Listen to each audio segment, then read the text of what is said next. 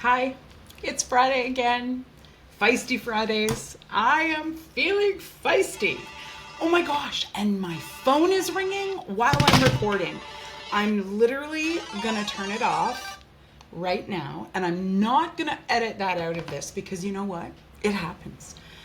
I was in a meeting today, actually, and my phone rang in the middle of the meeting, and I was like, I thought I had it on Do Not Disturb. I didn't. I'm coming to you in the raw because Feisty Fridays are about me kind of just pulling back the curtain of whatever people assume I might do in my office. But I want to talk about silence today. I feel like I should practice some silence. Although you listening and watching me sit in silence may not be very entertaining. Not that I'm trying to be entertaining, but I'm an incredibly verbal leader. I'm someone who's always got something to say. I don't know that I'm always articulate, but I think sometimes I come out and I come across as pretty articulate. But when I go silent, I notice that the room changes. And a lot of people have this expectation that I'm not going to be silent because I'm so provocative and I have such feisty kind of contributions to most conversations. When in reality, I know for me, silence is underrated because I don't always use it in the way that I can. I have discovered in my journey that silence, particularly in a project meeting, it's not a passive thing. If I'm the PM or if I'm leading the meeting, my silence enables others to share their own thoughts. My continued silence, aka I don't interrupt them, I don't clarify, I don't, make sure that they're saying it in a way that sounds more appropriate. My continued silence allows for them to show me more of themselves, to be more authentic in the answers that they're giving or in the comments they're making about the project details. And that silence, in my experience, it's not a weak thing. It's a meek thing. And I don't know that we talk about meekness enough. And I think for me, silence as a strategy has been a way into leveraging meekness. Meek is not the absence of leadership. It is a chosen kind of relegating your own feelings about being the one with the attention, being the voice that's heard, or being the one with the answers. I find when I practice silence as a strategy with other people, I find that I can breathe a little bit deeper, which, to be honest with you, I feel like physiologically must also help my brain function better. In addition, that waiting for someone to finish talking, if I am breathing, I am less spinning in my head about how I'm going to respond, which means I actually have more of my active listening ears on.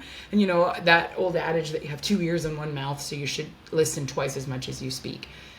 I think there's truth to that only in that, how am I listening? Active listening means I'm not listening to respond, I'm listening to hear.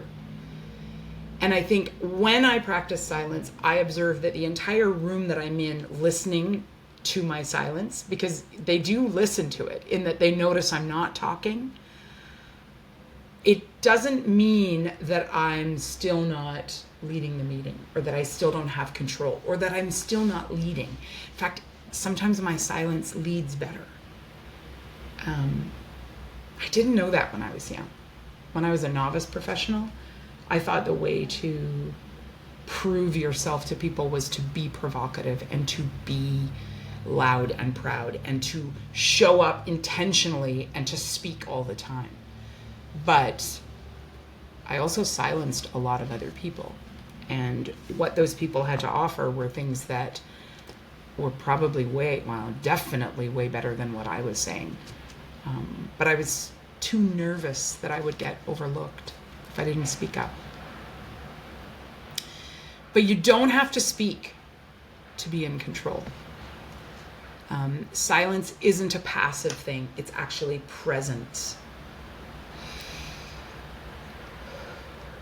Just being, breathing, and being in a room, listening. It can be an incredibly intentional practice that, for me, has helped me hear things that I wouldn't have known otherwise. When you're talking, you're not listening. So for me, being silent and intentionally listening, man, it is like EQ on steroids. And I want to have EQ. I already have far more of it than I used to because my emotional intelligence factor was very low in my early career. But the more EQ that I can leverage, that I can learn to practice, and silence being one of those practices, it gives me far more power. Not power to wield, power to be a part of making wiser choices, wiser decisions, collective decisions that represent what is the wisest way for our project team to actually move forward, as opposed to, well, this is what I think. And then my voice, because it's the loudest, others are intimidated and perhaps even believe that their voices, because they're not as loud, they don't have as good an ideas. And that's not true. Our innovation and creativity is not attached to how loud our voice is. But a lot of us have created environments where that's the case. So I've spent a lot of time this last week from my newsletter on Saturday thinking about power and how power doesn't have to be the loudest voice, and recognizing that for me, learning silence as a strategy has actually set my leadership free. So I would encourage you to think about how to practice more silence. I'll give you one last tip before I sign off for this week. I love Julian Treasure. Julian Treasure is a listening expert, and he wrote a book called How to Be Heard. And he also has a really infamous TED Talk. I cannot encourage you enough to do a little Julian Treasure discovery. He helped me practice something that I do almost every day now. And I found him, almost a decade ago. He's encouraged me to practice, he calls it the hidden choir. And this is something that I practice to literally help myself be more silent. And it is this: I sit still somewhere, ideally somewhere comfortable, and I just listen to all the noises around me. And as I'm listening, kind of like a symphony or a choir, I am listening for all the different channels of sound. And I can take 2 minutes, you can take 5 minutes.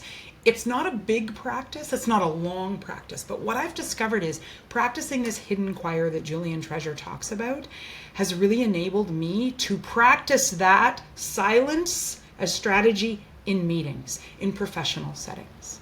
So look up Julian Treasure and maybe consider practicing the hidden choir. So that's all for me this week. I'm looking forward to next week. I'm already thinking about what I want to write about. So catch my newsletter tomorrow. And as always, stay feisty.